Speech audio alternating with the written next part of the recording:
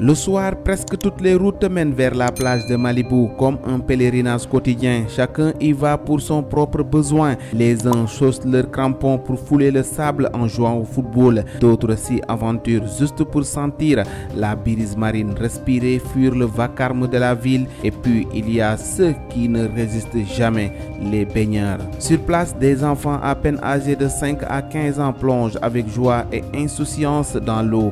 Ils rient, ils crient, ils s'éclaboussent sous le regard attentif des maîtres nageurs qui savent mieux que quiconque la cruauté de l'océan. Car cette plage, il faut le rappeler, est totalement interdite à la baignade. Et pourtant, chaque année, c'est le même refrain. Entre Malibu, Gadaye et Malika, les drames se répètent. Des vies fauchées dans la fleur de l'âge, emportées par des vagues traîtresses. Le mois dernier encore, 4 collégiennes y ont trouvé la mort. Un choc de plus pour ces familles, pour toute une ville. Alors, à Guédiawaye, des voix s'élèvent, implorent, conseillent. Les communicateurs traditionnels ont pris leur bâton de pèlerin, multipliant les sensibilisations auprès des enfants, surtout en cette période de grandes vacances où le danger est plus présent que jamais. Les autorités, elles aussi, annoncent des mesures, lesquelles il faudra voir si elles seront à la hauteur du drame. Car de Malibu à Malika, en passant par Gadaye, ces plages interdites à la baignade restent paradoxalement des lieux de vie